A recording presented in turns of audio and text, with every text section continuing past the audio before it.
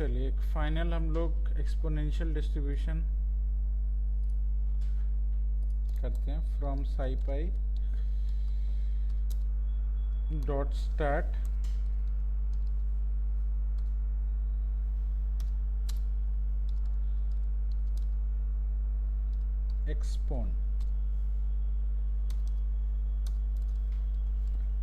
एक्सपोन dot RVS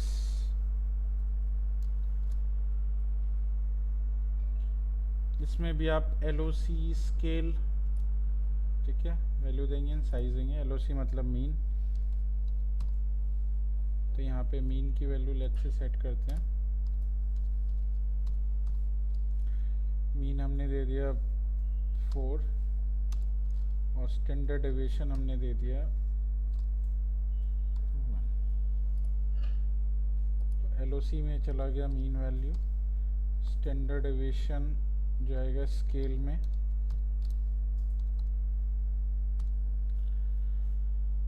ठीक है, और size value is equal to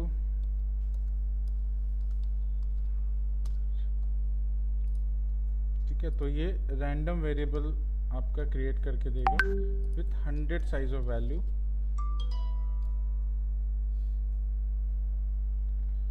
ठीक है। और प्रिंट किया हमने यहाँ पे x,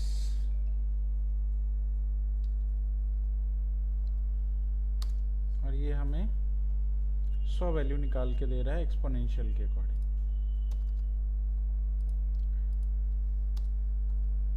और इसी का जब हमने PDF बनाया expon.pdf,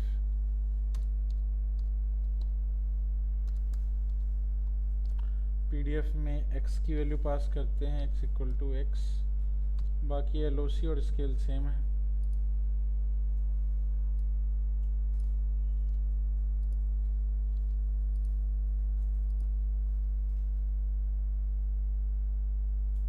ठीक है, और इसकी PDF जो वैल्यू है उसको हम लोग प्लॉट करके देखते हैं। plt डॉट प्लॉट, इसके अंदर पास किया मैंने पहले तो x और फिर हमने पास किया p।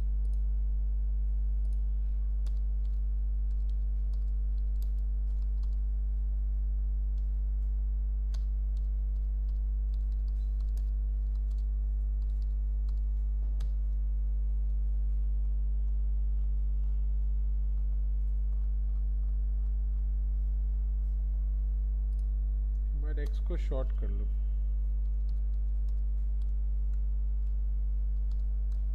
रैंडम वैल्यू दे रहा है, इसको शॉर्ट कर लो, इसके बाद यूज करो।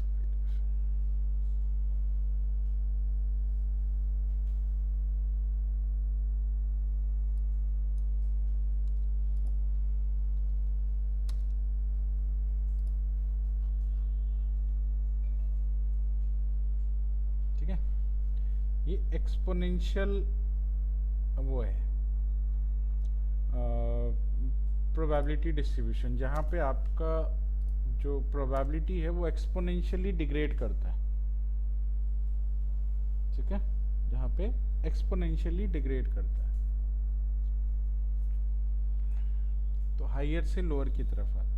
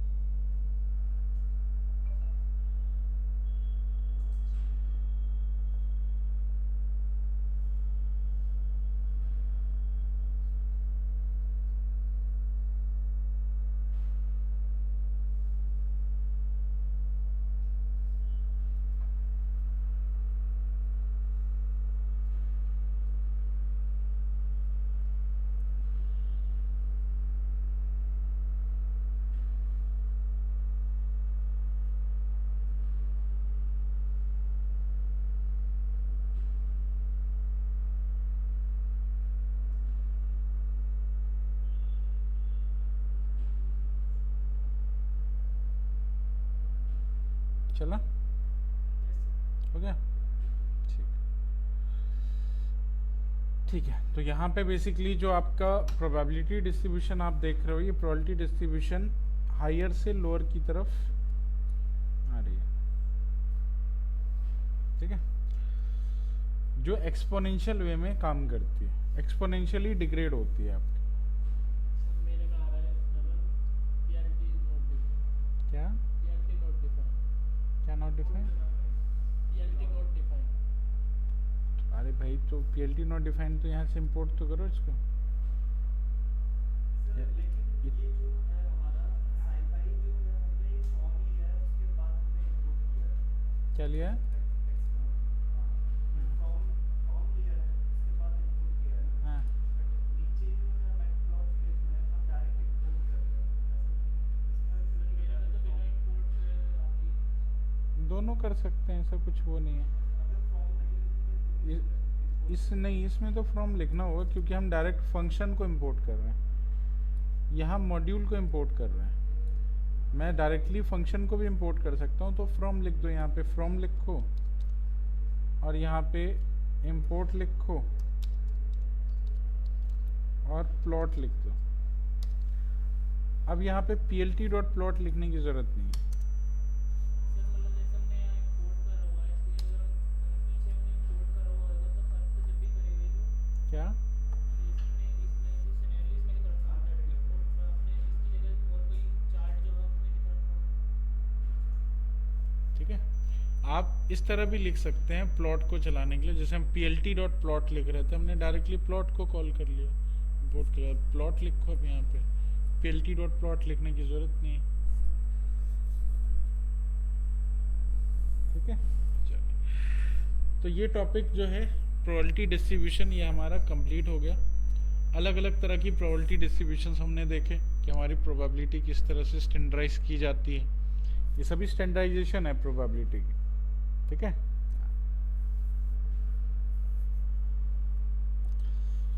अब आते हैं हम लोग नेक्स्ट और फाइनल टॉपिक पे, स्टैटिस्टिक्स का, हाइपोथेसिस टेस्टिंग।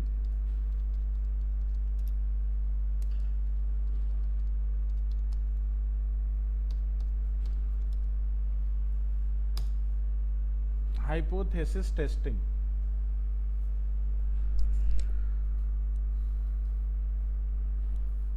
ठीक है।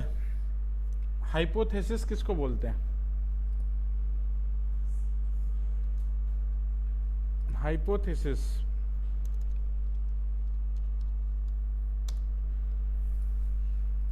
तो हाइपोथेसिस बोलते हैं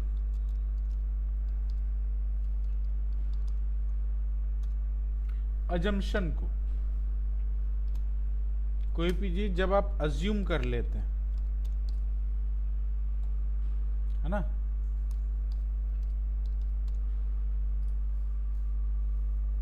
ठीक है, जब कोई चीज अज्यूम कर ली जाती है तो उसको हाइपोथेसिस बोलते हैं। जैसे भगवान क्या है? भगवान क्या है? अजम्पशन है, हाइपोथेसिस है। जो भगवान के जितने भी फोटोज आपको दिखते हैं वो हाइपोथेटिकल स्ट्रक्चर है, और किसी ने सोचा कि भाई ऐसा होते होंगे, देखा तो किसी ने नहीं।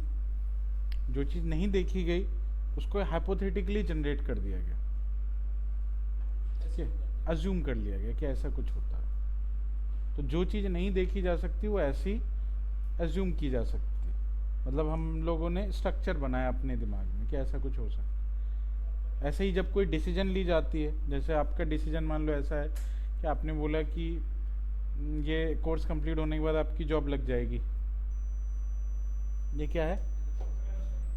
हाइपोथेसिस। ये क्या है? हाइपोथेसिस। आपने हाइपोथेटिकली एक डिसीजन लिया कि हाँ लग जाएगी, हाँ। तो डिसीजन लेने से पहले हाइपोथेसिस करना ज़रूरी होता है। डिसीजन लेने से पहले हाइपोथेसिस करना ज़रूरी होता है। आप जब तक कोई चीज़ अज्यूम नहीं करेंगे उसके नेगेटिव पॉजिटिव पॉइंट्स कैसे जानोगे? समझे? कोई भी चीज़ अगर आप अज्यूम नहीं करते हैं, डिसीजन, कोई चीज़ डिसीजन लेना है अब डिसीजन लेने से पहले जब तक आप उसका प्लस और माइनस नहीं जानोगे तो कैसे फिर आगे काम होगा। मतलब हम उस हाइपोथेसिस को पहले ट्रू और फॉल्स करके देखते हैं, चाहे वो आप अपने दिमाग में ही करके देख रहे हो, आप उसके एनालिसिस करते हैं। अगर ये चीज़ हो गई तो क्या होगा, ये चीज़ नहीं हुई तो क्या होगा, दोनों चीज़ है ना। तो ये आप अज्यूम करके चल रहे हो कि मान लो ये चीज़ हो जाती है तो इससे क्या इम्पैक्ट पड़ेगा, और ये चीज़ नहीं होती है तो इम्पैक्ट क्या पड़ेगा। तो दोनों तरह की हाइपोथेसिस के एनालिसिस आप करते हैं हर चीज़ में। जॉब लग गई तो क्या होगा, नहीं लगी तो क्या होगा, ठीक है। तो ये सब एनालिसिस है बेसिकली जो आप करते हैं, ये एनालिसिस, राइट। तो हाइपोथेटिकल चीज़ें जो होती है वो हर जगह पे आती है, हर जगह आपको कुछ ना कुछ अज्यूम करके काम करना होता है, ठीक है।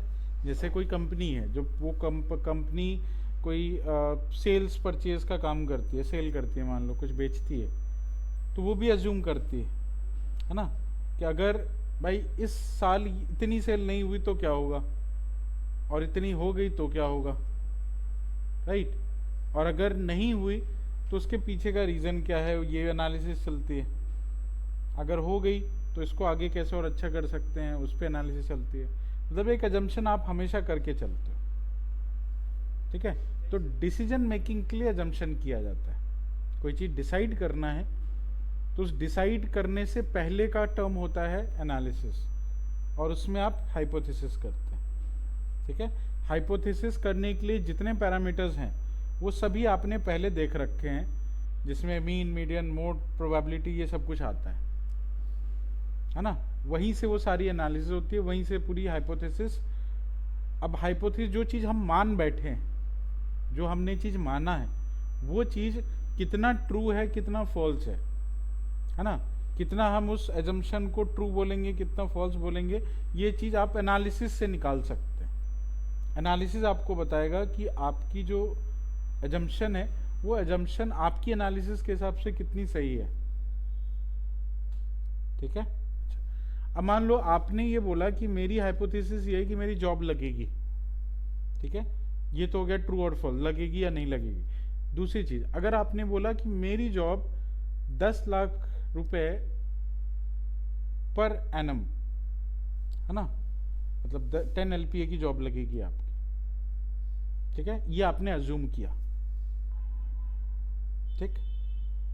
अब मान लो आपकी जॉब लगी लेकिन 8 लाख रुपए की लगी, तो आपका जंक्शन फेल हुआ या ट्रू हुआ, partially ट्रू या फॉल्स, बस नॉट पार्शियल कुछ ना होता है। आपका जंक्शन फेल हो गया, ठीक है। आपने अज्यूम करके रखा था कि मेरी 10 LPA की जॉब लगी, 8 लाख की लग गई, आपका जंक्शन फेल हो गया। और 9 लाख की लगी तो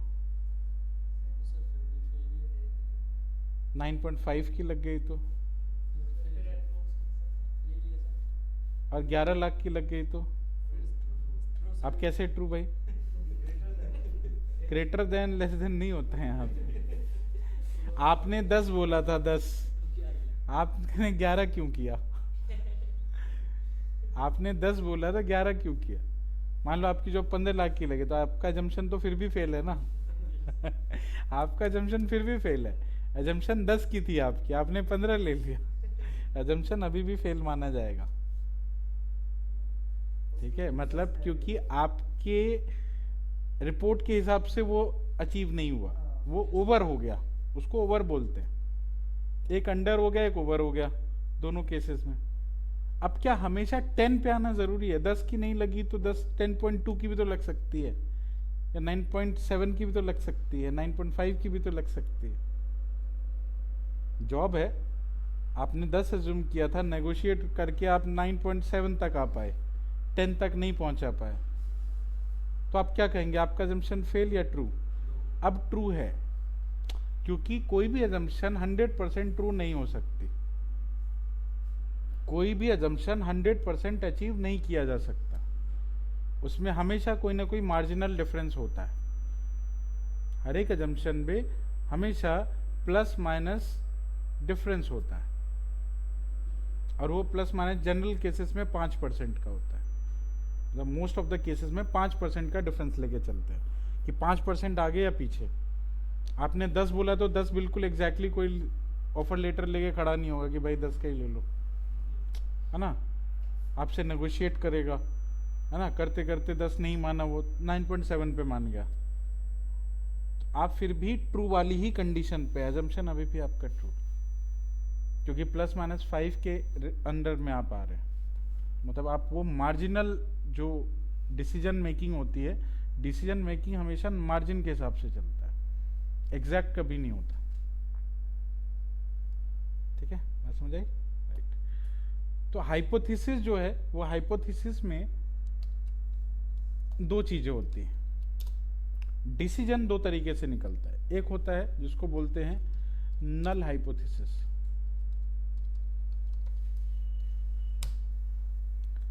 नल का मतलब जो डिसीजन एक्चुअली आप ट्रू करना चाहते हैं उसको हम बोलेंगे null hypothesis.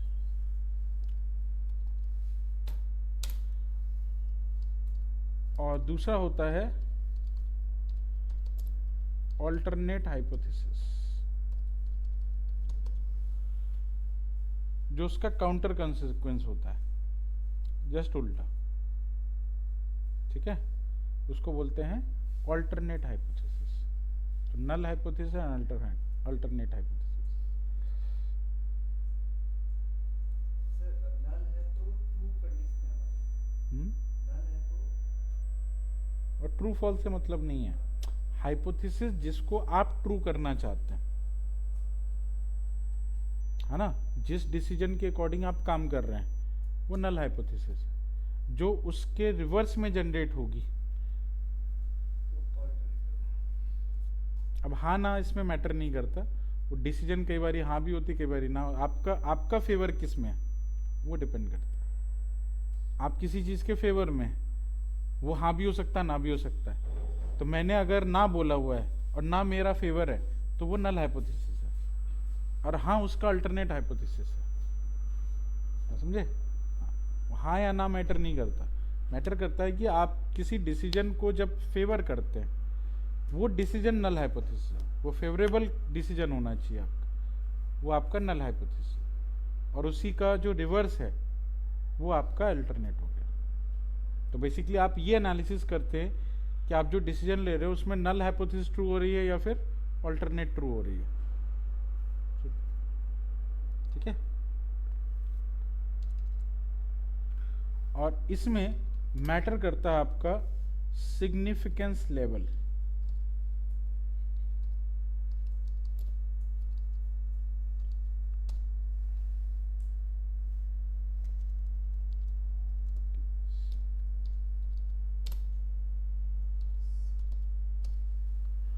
Significance level, significance level का मतलब कि कितने परसेंट का आपको मार्जिन रखना है अपने डिसीजन के ऊपर, अपने अजम्पशन के ऊपर, हाइपोथेसिस के ऊपर कितने परसेंट का मार्जिन रखना है। ठीक है, तो 5% मार्जिन या 10% मार्जिन, ये आप अपने कॉन्फिडेंस लेवल के हिसाब से करेंगे।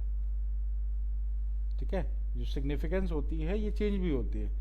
स्टैंडर्ड है 5%, कोई भी डिसीजन 5% के मार्जिन पे रखी जाती है ना, कि 5% ऊपर नीचे हो सकता है, राइट। और आप चेंज भी कर सकते हैं। चेंज इसलिए कर सकते हैं क्योंकि ये सिग्निफिकेंस लेवल आपकी कॉन्फिडेंस के ऊपर है। आप कितने % कॉन्फिडेंट है कि हाँ भाई ये चीज हो ही जाएगी।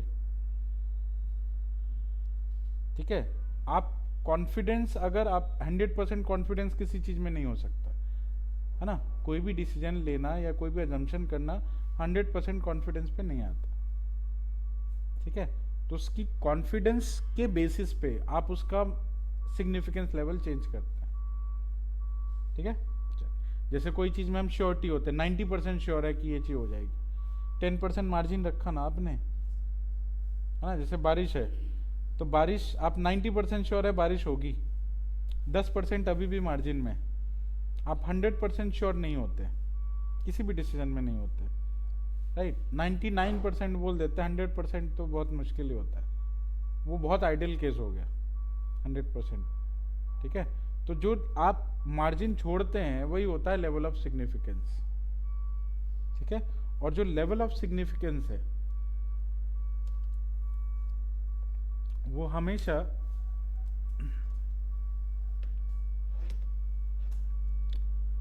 प्रोबेबिलिटी से मैच किया जाता है।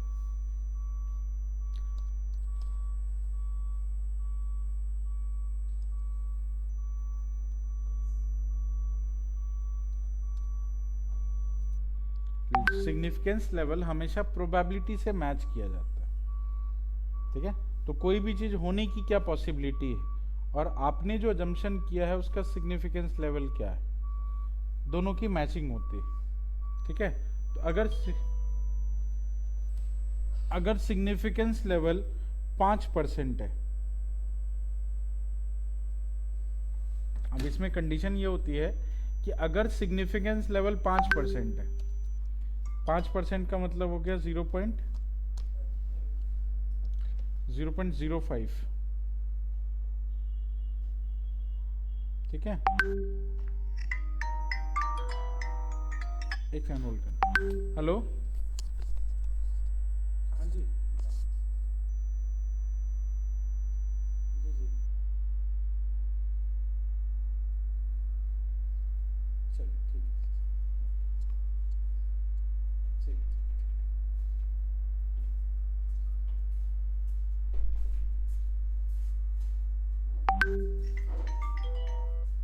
हेलो हेलो, हाँ बताइए। ऊपर ही है। हाँ हाँ,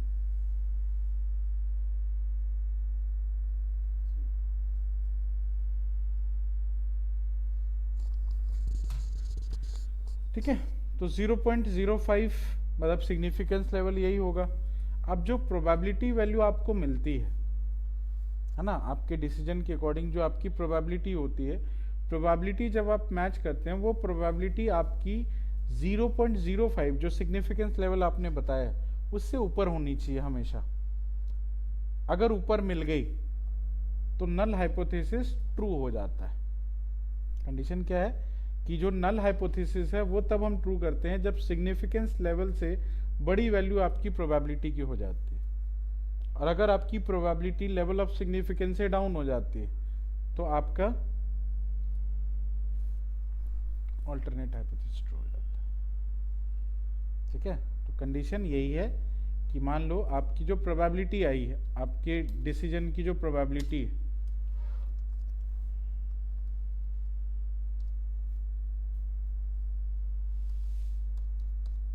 आपकी प्रोबेबिलिटी अगर ग्रेटर देन 0.5 है, ग्रेटर देन ही रखते, इक्वल टू नहीं रखते, है ना, तो इसमें नल हाइपोथेसिस ट्रू रखते हैं हम लोग।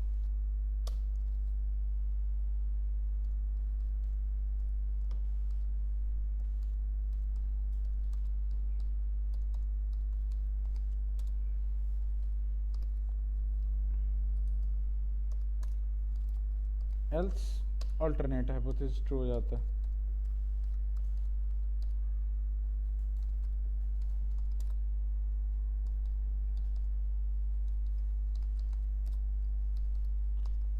ठीक है, अब लेवल ऑफ सिग्निफिकेंस जो है, सिग्निफिकेंस लेवल ये तो फिक्स है, चलिए आपने 0.05 कर दिया, प्रोबेबिलिटी कैसे मिलेगी? सब कुछ तो ठीक है, अब हमें निकालना है प्रोबेबिलिटी। अब कोई चीज की प्रोबेबिलिटी कैसे मिलेगी? ठीक है, तो प्रोबेबिलिटी के लिए आपको इसकी टेस्टिंग करनी पड़ती है, आपके डिसीजन की टेस्टिंग करनी होती है। वो टेस्टिंग आपको उसकी प्रोबेबिलिटी निकाल के देता है। वो टेस्टिंग जो होता है वो हमेशा आपको एक प्रोबेबिलिटी निकाल के देगा। अब जो प्रोबेबिलिटी आपको मिलेगी, राइट, उस प्रोबेबिलिटी को आप फिर लेवल ऑफ सिग्निफिकेंस के साथ टेस्ट करेंगे। ठीक है, चलिए अब जो ये टेस्टिंग होती है, हाइपोथेसिस टेस्टिंग बोलते हैं इसको, हाइपोथेसिस टेस्टिंग। हाइपोथेसिस को टेस्ट किया जाता है तो उसके लिए टेस्टिंग के फंक्शंस बने हैं। ठीक है, कौन कौन से फंक्शन है? सर प्रोबेबिलिटी हमेशा 1 होती है, नहीं, इससे ज़्यादा नहीं होती है। हमेशा क्यों? वो तो टेस्टिंग से पता चलेगा ना, आप क्या अज्यूम करना चाहते हैं और आपके पास जो डेटा है, सैंपल है, वो कैसा है। मैंने आपको कल एक एग्जांपल दिया था, कल जिसने सुना हो नहीं सुना हो पता नहीं, एग्जाम्पल एक देता हूँ। जैसे मैंने बोला कि एक एरिया में इलेक्शन करवाना है, इलेक्शन में 3 पार्टी खड़ी हैं, ए बी और सी। इन तीनों पार्टी को उस इलेक्शन में कैंडिडेट्स उतार दिया, ठीक है। इन्होंने अपना चुनाव प्रचार किया, तीनों ने चुनाव प्रचार में बोला कि मेरा कैंडिडेट सुपीरियर है और हम जीतने वाले हैं, है ना, और इतने वोट मुझे मिलेंगे या इतनी सीटें हमें मिलेंगी, ऐसा करके। वो आप हर चुनाव में देखते हो ऐसा होता है ना। और सभी अपने कैंडिडेट के हिसाब से बोलते हैं कि हम जीतने वाले हैं इस बार, ठीक है। ये जो कॉन्फिडेंस है ये कहाँ से आया कि हम जीतने वाले हैं, या उस चुनाव में खड़े होने का कॉन्फिडेंस कहाँ से आया? हम पैसा लगा के खड़े हो रहे हैं, अगर मुझे पहले ही पता है हम हारने वाले हैं तो हम क्यों खड़े होंगे भाई? एग्जिट पोल एग्जिट पोल तो चुनाव बाद आता है पहले थोड़ी आता है। चुनाव खत्म हो जाता तब एग्जिट पोल देते हैं। जैसा होता है ना पहले से। पहले देते हैं वो न्यूज चैनल वाले देते हैं, आदमी थोड़ी देता है, कैंडिडेट थोड़ी एग्जिट पोल करता है। ये कॉन्फिडेंस कैसे आया किसी के पास कि हाँ भाई चलो चुनाव में खड़े हो जाते हैं, पैसा फूक देते हैं? क्यों, पैसा रिटर्न तो आने वाला है नहीं वो। सर जनता से जनता कैसे दे देगी पैसा? कि हम तुम्हें सपोर्ट करेंगे, उठो तुम। जनता तो उसी को देगी जो जीतेगा।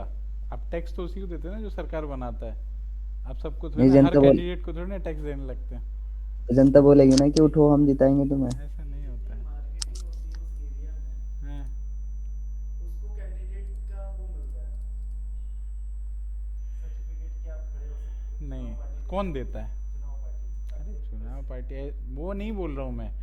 मेरे पास कॉन्फिडेंस कैसे है? मैं चुनाव में खड़ा हो सकता हूँ और उसमें मैं 10 लाख रुपए लगा सकता हूँ चुनाव प्रचार में। क्या पिछले? आपके पास पैसा है, आपको तो मैं 10 लाख रुपए, अगर मैं मान लो मिनिमम, मैं बोल रहा हूँ मिनिमम 10 लाख रुपए, मैं लॉस में क्यों जाऊंगा? मैं उसको इन्वेस्ट कर दूंगा, चुनाव प्रचार में क्यों डालूंगा मैं? आपका इंटरेस्ट, जबकि मुझे पता है कि मैं हारने वाला हूँ। आपको मेरे पास जीतने के कुछ अगर चांसेस हुए तो मैं वो पैसा निकाल सकता हूँ, लेकिन मेरे को पता है कि मैं हारूंगा, तो फिर मैं पैसा लगाऊंगा क्यों वो? Sir distance never can be a zero ना, कभी डिस्टेंस जीरो हो ही नहीं सकता। कौन सा डिस्टेंस? डिस्टेंस एक थ्योरी है ना। हाँ ठीक है, हाँ डिस्टेंस कभी जीरो नहीं हो सकता। डिस्टेंस कहीं भी चलो, लेफ्ट चलो, राइट चलो, बैक चलो, फॉरवर्ड, कहीं भी चलो तो कुछ ना कुछ डिस्टेंस होगा। हाँ। तो आप 10 लाख रुपए लगा रहे हो जब, तो आउटकम आपका रहेगा। मान लो 2 ही लाख रुपए, 8 लाख रुपए तो 8 लाख रुपए तो फिर भी लॉस पे है ना। आप ये सोच के नहीं चलते हो कि मैं चलते हैं, यही तो बात है। अब दिक्कत क्या है कि सब यही सोच के चलते हैं कि हम जीतेंगे, जीतेंगे। कोई हार के सोच के नहीं चलता। अगर वो लेकिन वो सोचते कॉन्फिडेंस आया कहाँ से कि भाई हम जीतेंगे? वो आया है सैंपल से। जितने लोग साथ में खड़े होते हैं हमारे, जो हमारे चुनाव प्रचार में हिस्सा लेते हैं, ठीक है, मान लो मेरे साथ 100 लोग भी खड़े हैं, तो मेरे को वो 100 सैंपल है वो मेरे लिए। वो मेरे लिए क्या है? 100 सैंपल है। और उस सैंपल में से सबने बोला कि आप जीतोगे, तो मैं उस सैंपल के हिसाब से डिसीजन लेता हूँ। मैं किसके हिसाब से डिसीजन ले रहा हूँ? सैंपल के हिसाब। मेरा वो सैंपल मुझे बता रहा है कि आप जीतोगे। मैं मास सैंपल कैलकुलेट ही नहीं कर पा रहा, क्योंकि मास पॉपुलेशन है। अब पॉपुलेशन पे पूरी पॉपुलेशन तो मैं कवर कर नहीं सकता, तो मैंने सैंपल इकट्ठा किया, 100 लोगों को इकट्ठा किया, उसमें से 100 लोगों से पूछा मैंने। एग्जिट पोल इसी पे होता है, इसीलिए एग्जिट पोल कई बार ही गड़बड़ हो जाता है। एग्जिट पोल सैंपल पे होता है, पॉपुलेशन पे नहीं होता। तो ये सारे डिसीजन सैंपल की वजह से, और इसी सैंपल ने मुझे कॉन्फिडेंस दिया कि हाँ आप जीत सकते हो, हम आपके साथ हैं, हम आपके साथ हैं। ये सैंपल का किया धरा है सब, मास का, पूरे पॉपुलेशन का किया हुआ नहीं है। तो जिसके पास जितना सैंपल है उसके हिसाब से वो डिसीजन लेता है। बात समझे? ये सब कुछ सैंपल की वजह से। तो ये जितने भी डिसीजन लिए जाते हैं, जितने भी एजम्पशंस होते हैं, ये सैंपल से होते हैं। अगर आपका सैंपल ही गड़बड़ है ना, तो डिसीजन भी खराब आएगा, ठीक है। अब आपने, आपके शहर में 1 लाख लोग रहते हैं और आप सैंपल ले रहे हैं 100 लोगों का, ठीक है, सैंपल छोटा पड़ गया, तो सैंपल छोटा पड़ गया तो डिसीजन बहुत ज़्यादा रिस्की है, ये लोग नहीं सोचते हैं, इसी को एनालिसिस बोलते हैं। अगर आपको 1 लाख चीज़ों पे डिसीजन लेना है और आप सैंपल बहुत छोटा ले रहे हैं तो आपका डिसीजन बहुत ही रिस्की है। कम से कम आपको 10,000 पे ये चीज़ टेस्ट करनी पड़ेगी। 10,000 पे अगर आपने टेस्ट कर लिया, मतलब 10% डेटा पे, आपका पॉपुलेशन 100% पे 10% डेटा आपने उसमें से उठाया सैंपल का, उस पर टेस्ट किया, अगर उसमें आपकी अच्छी वो आ गई प्रोबेबिलिटी तो आप डिसीजन ले सकते हैं। लेकिन आपने 1% डेटा पे ले लिया तो 1% डेटा पे तो फिर आउटकम ही नहीं आएगा। ये चीज़, ये एनालिसिस होती है। सैंपल चूज करना या सैंपल का साइज चूज करना, ये बहुत मैटर करता है। जो बड़ी पार्टी होती है वो हमेशा सैंपल का साइज चूज करती है, छोटी पार्टी छोटे सैंपल में खुश हो जाती है। 10 लोग भी बोल देंगे हम आपको वोट देंगे तो हाँ ठीक है चलो हम खड़े हो जाते हैं, पैसा लगा देते हैं। उनको आइडिया नहीं है कि ये सैंपल साइज ही बहुत छोटा है। आप जिस एरिया में रहते हैं उस एरिया का पहले पूरा पॉपुलेशन देखना है, उसका सैंपल साइज चूज करेंगे आप कि हाँ भाई इतने % पे हम अपना पहले एक पोल बिठाते हैं, है ना, सर्वे करते हैं, इतने में लोगों की क्या राय है उसके हिसाब से हम तय करेंगे कि हम जीत सकते हैं नहीं जीत सकते। ये चीज नहीं होता है, समझे? हेलो, हाँ जी बताइए। जी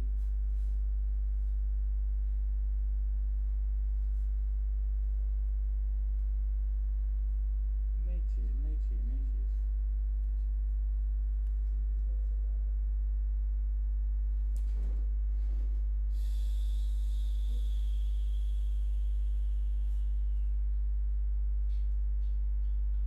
हाँ जी, समझ आया?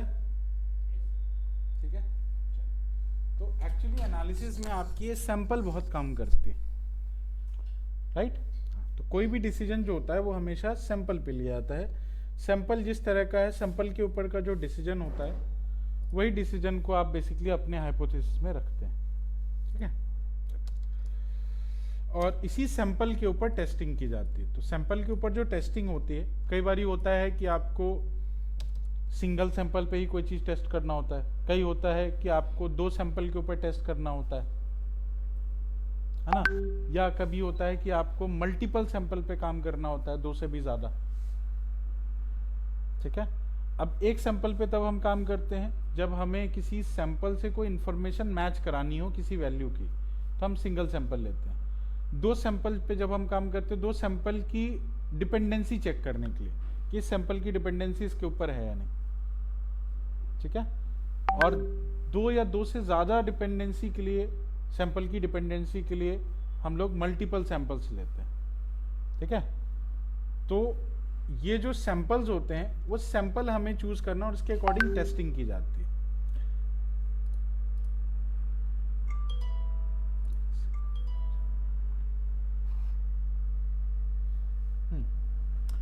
तो सबसे पहले जो टेस्टिंग होती है उस टेस्टिंग के टाइप्स,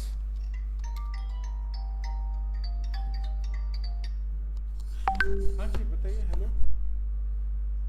हाँ जी बताइए। बढ़िया बढ़िया, मेरे नंबर पे मैं देखता हूँ फिर आपको। ठीक।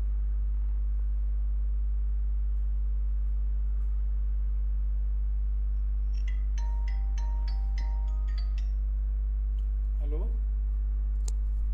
नमस्ते, क्या हाल है सर?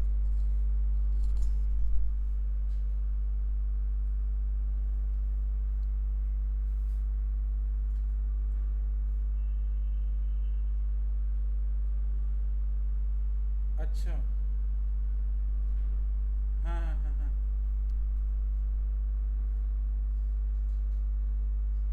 अच्छा ये ऊपर का है, अच्छा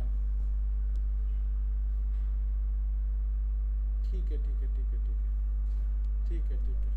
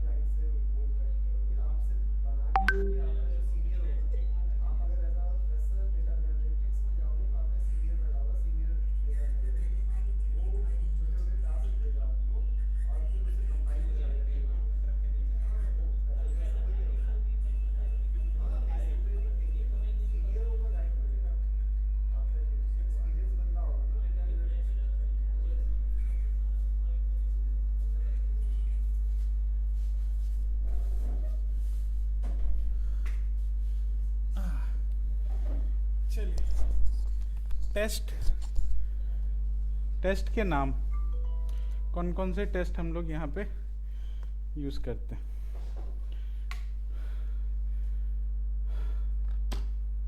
तो सबसे पहला आता है आपका टी टेस्ट।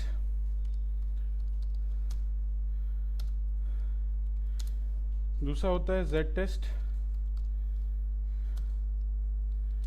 तीसरा होता है अनोवा टेस्ट।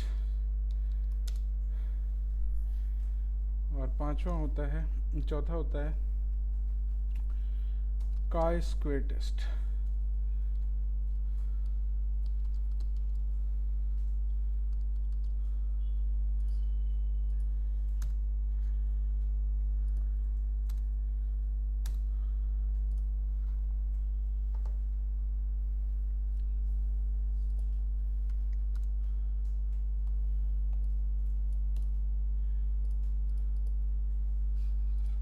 ठीक है,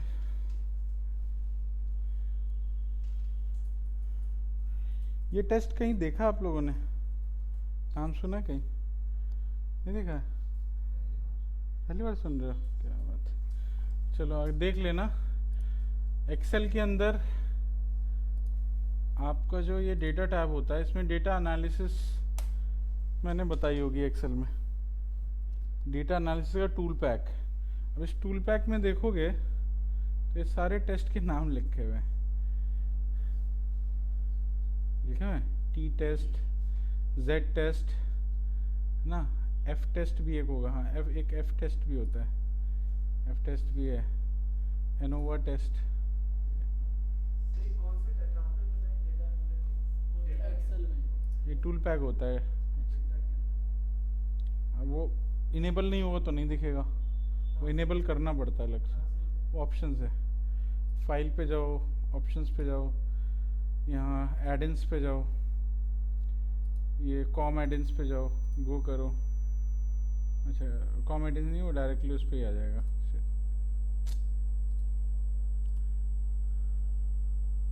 एडिन्स पे, एक्सेल एडिन्स पे ही आ जाएगा ये एनालिसिस टूल पैक। ओके करो, ठीक है। तो एनालिसिस वही है, अभी हम लोग पाइथन के एंड से करेंगे, समझ आ जाएगा तो आप इस पे कर लेना, समझे? राइट, चलो ठीक है, इसको करते हैं कल। नेट वैसे भी चला गया यहाँ पे। हाँ नेट नहीं आ रहा ना।